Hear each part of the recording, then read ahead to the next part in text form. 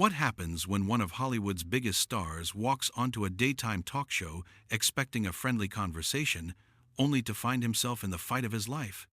Mark Wahlberg thought he was coming to The View to talk about his latest film and his production company. What he got instead was a confrontation that would leave the entire studio audience gasping, the co-hosts scrambling, and social media absolutely exploding. Before we get into what went down, make sure you hit that subscribe button and drop a comment below telling me whose side you're on after you hear this whole thing. Because trust me, you're going to have an opinion. The tension started the moment Mark walked onto that stage. You could feel it in the air. The audience gave him a warm welcome, applause filling the studio as he made his way to the guest chair. Whoopi Goldberg opened with the standard pleasantries, asking about his new movie, his family, the usual softball questions that guests expect on these kinds of shows. Mark was relaxed, smiling, cracking jokes about his early morning workout routine and how he still wakes up at 4 in the morning like clockwork. The audience laughed. Everything seemed normal. But then Joy Behar leaned forward. Joy started by bringing up Mark's past. Not in a casual way, but in a way that immediately shifted the entire energy of the conversation.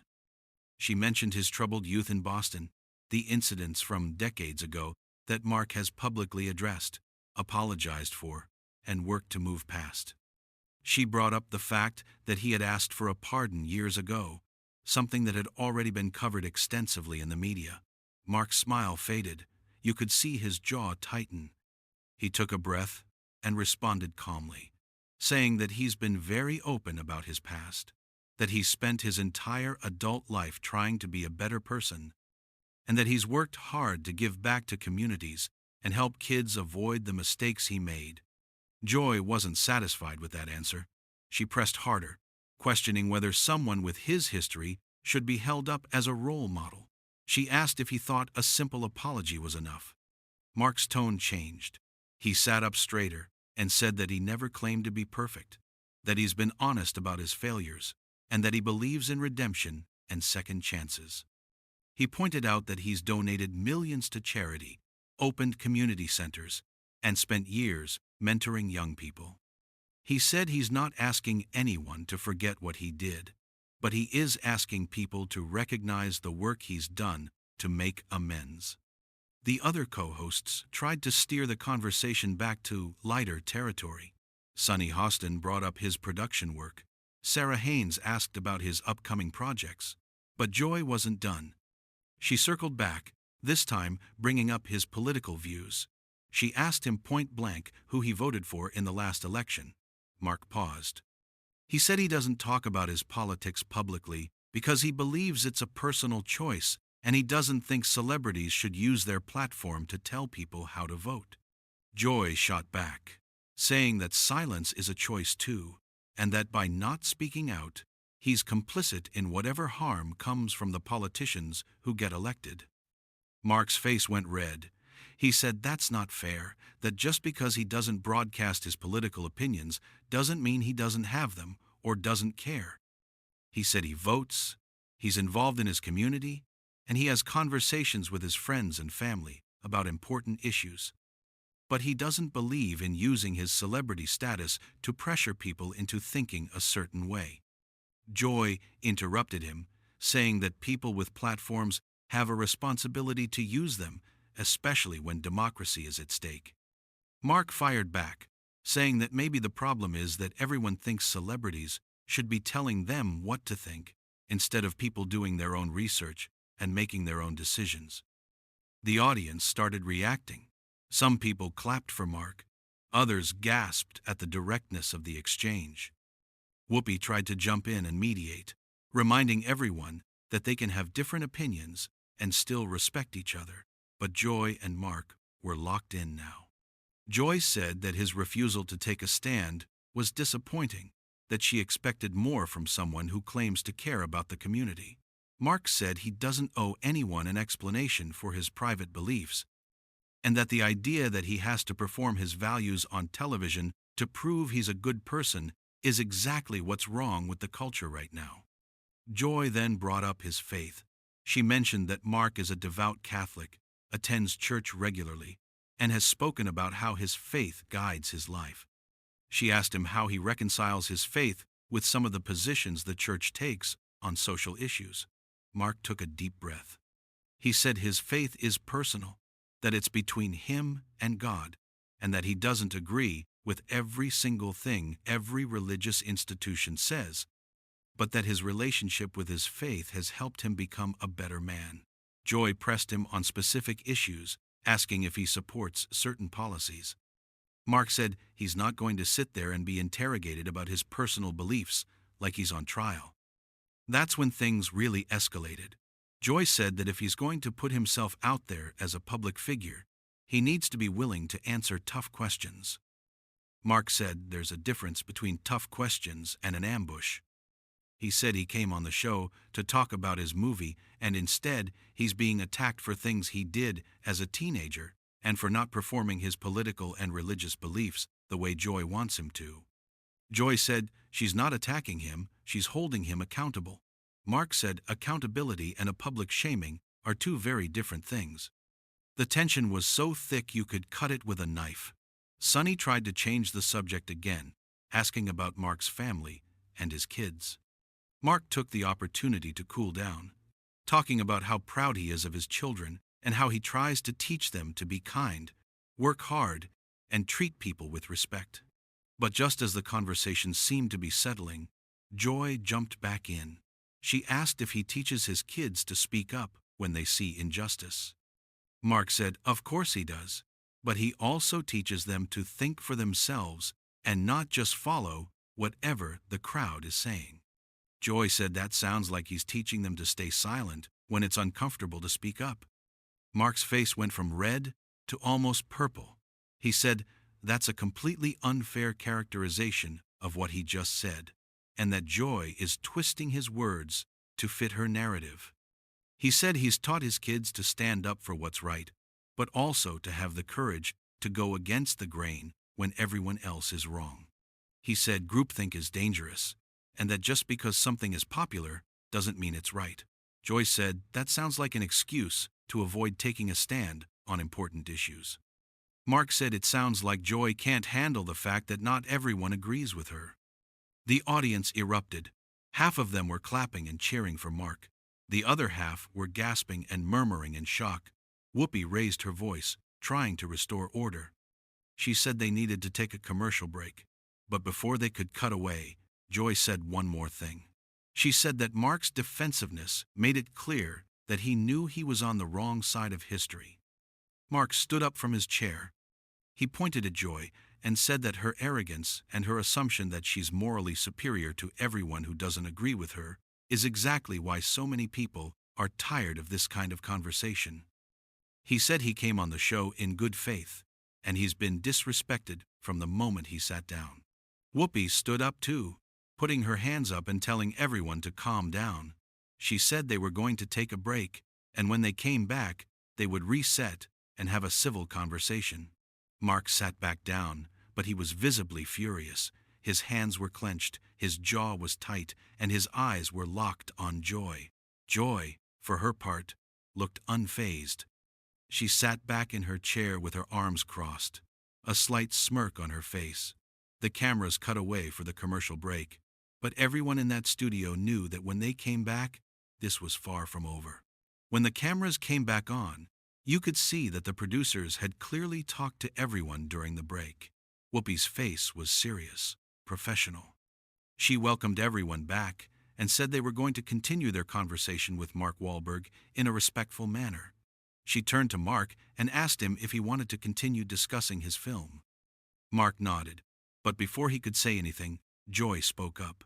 She said she wanted to clarify something. She said she wasn't trying to attack Mark personally, she was just asking questions that she thought the audience deserved answers to. Mark's response was immediate and sharp.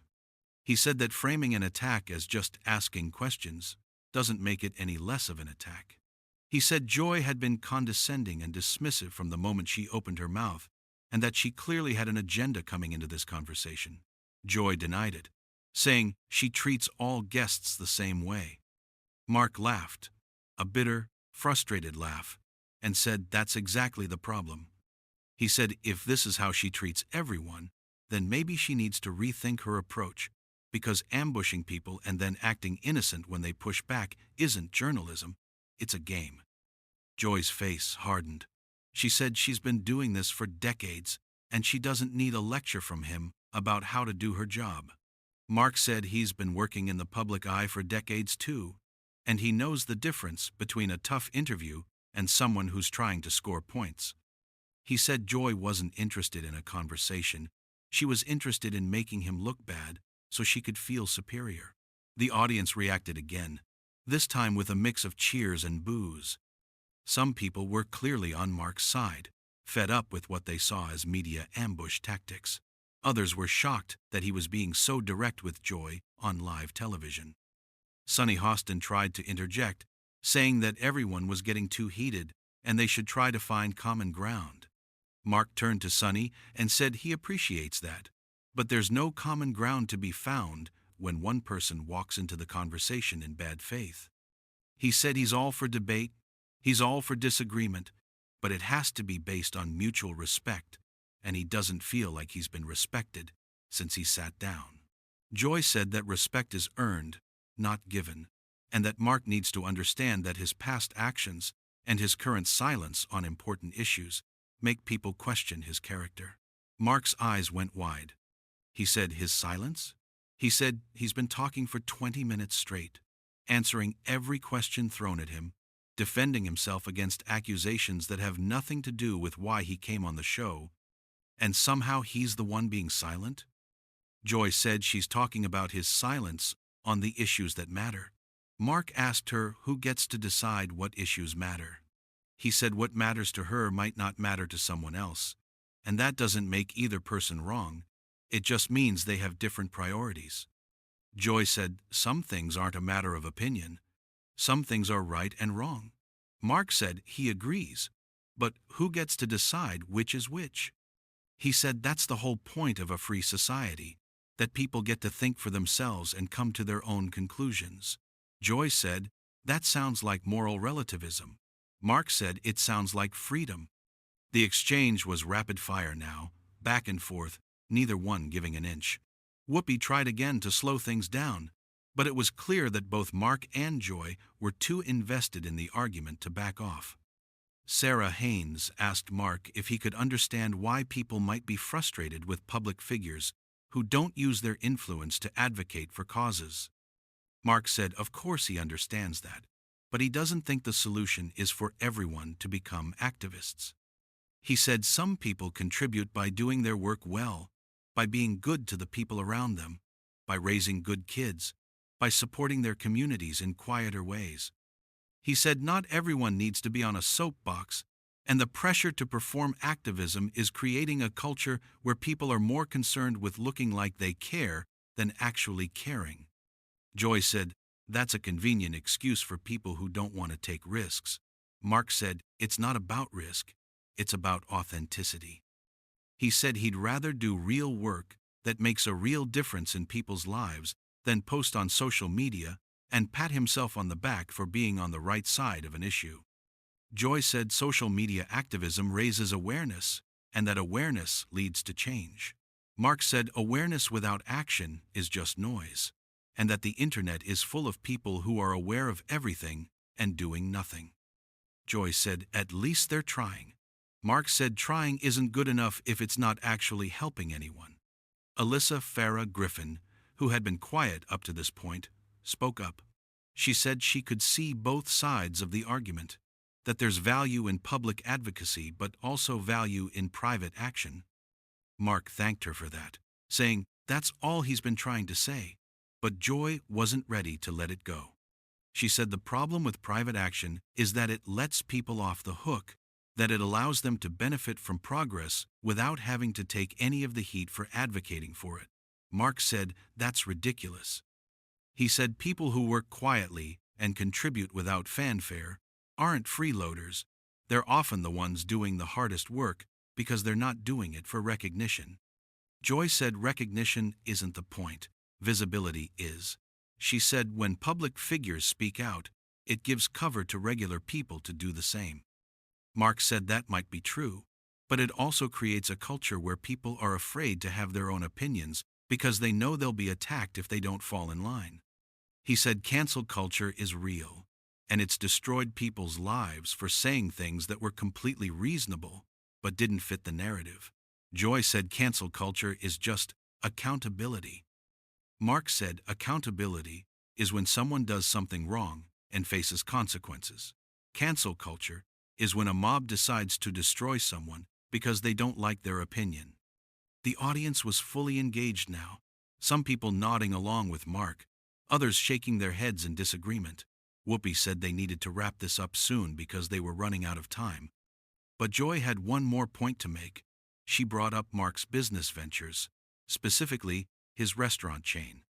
She asked him if he was proud of the fact that his businesses operate in states with policies she disagrees with. Mark looked genuinely confused.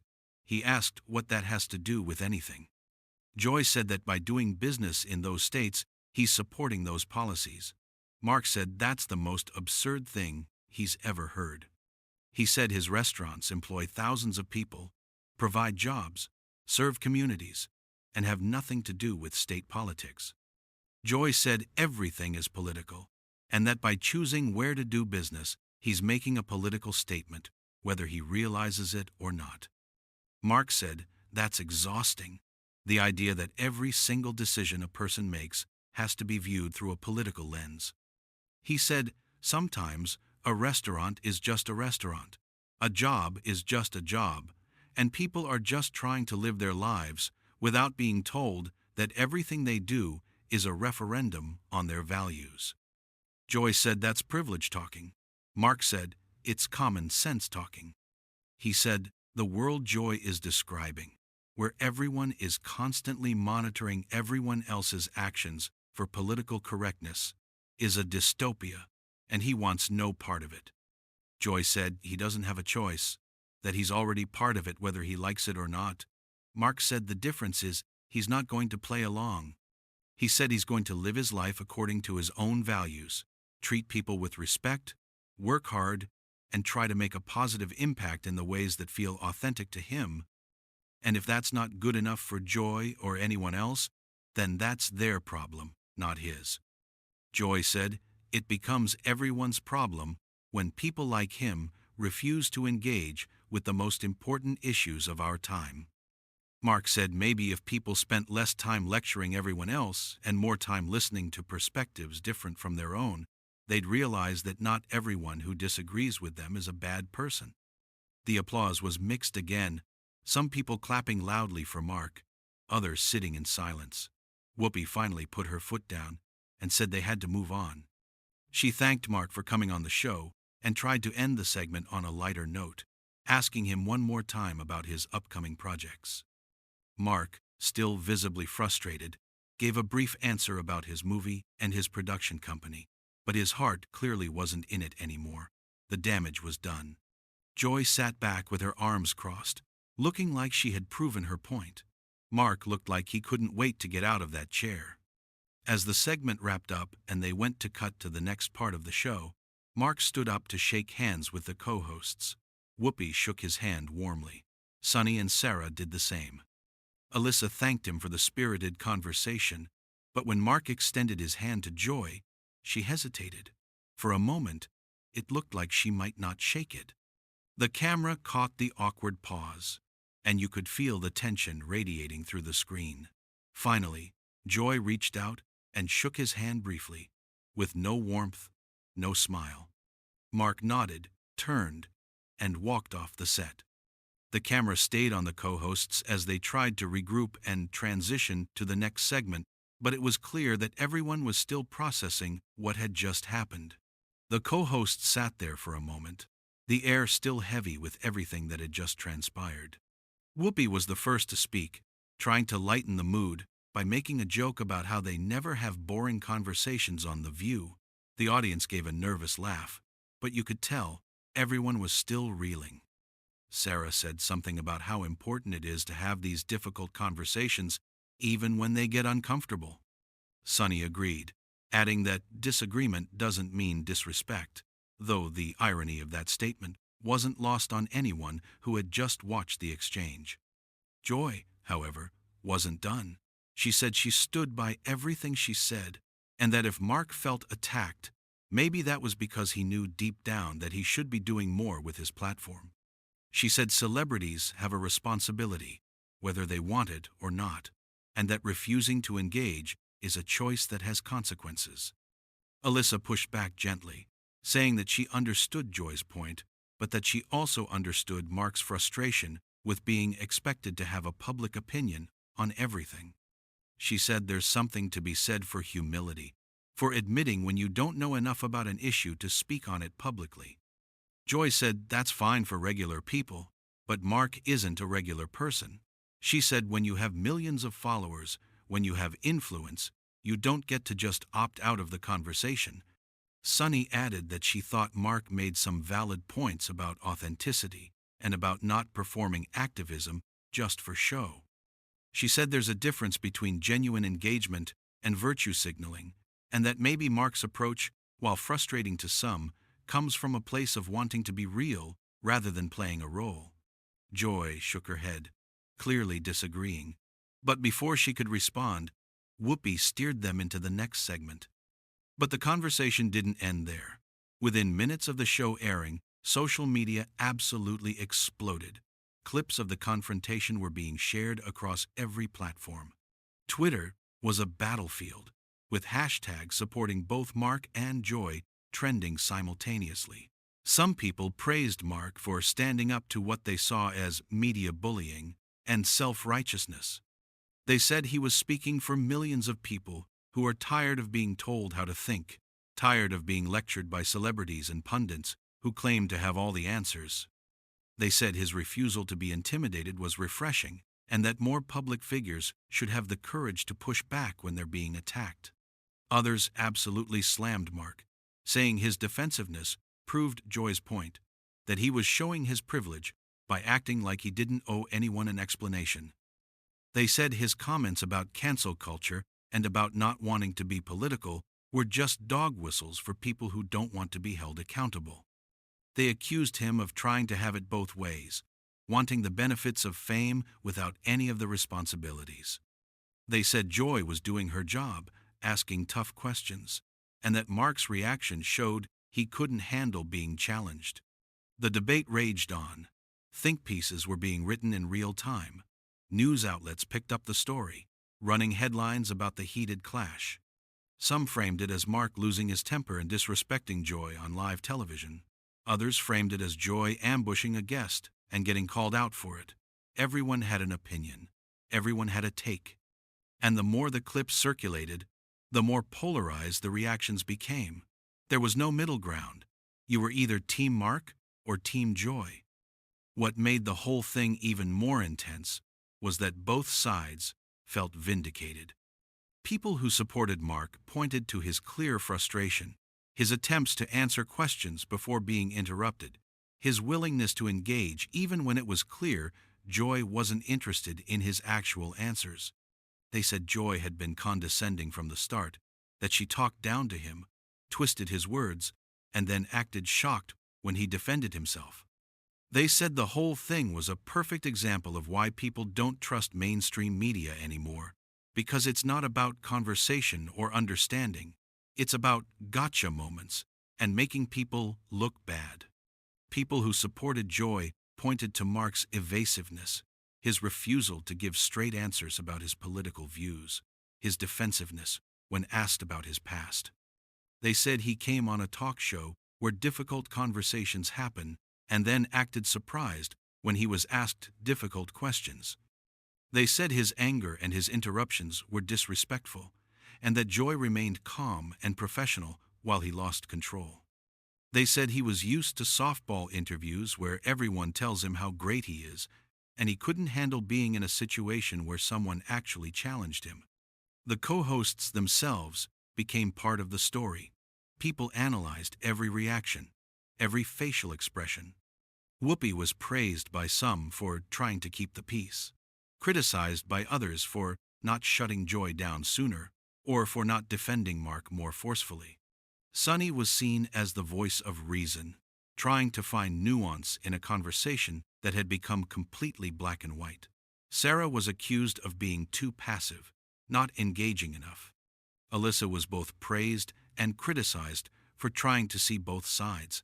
And Joy, well, Joy became the lightning rod for all of it. Some people called her a hero, a journalist willing to ask the questions. Others were too afraid to ask. Someone who wouldn't let a celebrity off the hook just because they're famous. Others called her insufferable, self-righteous, a bully hiding behind the excuse of holding people accountable. The vitriol aimed at her was intense, but so was the support. She had become, in that one segment, a symbol of everything people either loved or hated about political discourse in America. And Mark had become the same thing from the opposite side. What nobody could deny was that the interview had struck a nerve. It wasn't just about Mark Wahlberg and Joy Behar. It was about something much bigger. It was about the expectation that celebrities must be activists. It was about the line between asking tough questions and ambushing someone. It was about whether people have the right to keep their political beliefs private or whether silence is complicity. It was about cancel culture, accountability, freedom of speech, and the exhausting reality of living in a world where every single action is scrutinized and politicized. The fact that this conversation happened on The View made it even more significant. The show has always been a place where politics and pop culture collide, where co-hosts with different viewpoints debate the issues of the day. But this felt different. This wasn't a planned debate segment. This was a celebrity interview that went completely off the rails because two people with fundamentally different worldviews refused to back down. And in a strange way, both of them were right and both of them were wrong. Joy was right that public figures have influence, and that influence comes with responsibility. Mark was right that not everyone needs to be an activist, and that constant moral policing is exhausting. The real question wasn't who won the argument. The real question was what this moment said about where we are as a society. Why are conversations like this so explosive? Why can't people with different opinions talk to each other without it turning into a battle? Why does every disagreement feel like a war where there can only be one winner and one loser? Mark and Joy represented two sides of a cultural divide that seems to be getting wider every day. And the fact that millions of people watched this happen live, then immediately took to social media to argue about it, showed that this divide isn't going away anytime soon. By the end of the day, the interview had been viewed millions of times online. Reaction videos were popping up everywhere. Podcasts were dedicating entire episodes to breaking it down. Political commentators on both sides were using it as an example to prove their points about media bias, celebrity culture, or the state of free speech. Mark Wahlberg's name was trending. Joy Behar's name was trending. The View was trending. Everyone was talking about it. And that, perhaps more than anything else, showed the power of what had happened. Whether you thought Mark was a hero for standing his ground, or a privileged celebrity having a tantrum, whether you thought Joy was a fearless journalist or a self-righteous bully, there was no denying that this interview mattered. It mattered because it touched on issues that people cared deeply about. It mattered because it was raw and real and unscripted in a way that most television isn't anymore. And it mattered because it forced people to ask themselves uncomfortable questions about their own beliefs and their own willingness to engage with people who see the world differently. So, what do you think? Was Mark Wahlberg right to push back the way he did? Or was Joy Behar justified in pressing him for answers? Do celebrities owe us their political opinions? Or do they have the right to keep that part of their lives private? And when does asking tough questions cross the line into an ambush? These aren't easy questions, and there aren't easy answers. But they're questions worth thinking about, worth talking about, and worth debating, as long as we can do it with a little more grace than what we saw on that stage. Make sure you're subscribed to the channel and drop a comment below. I want to know, if you were sitting in that interview, whose side would you be on?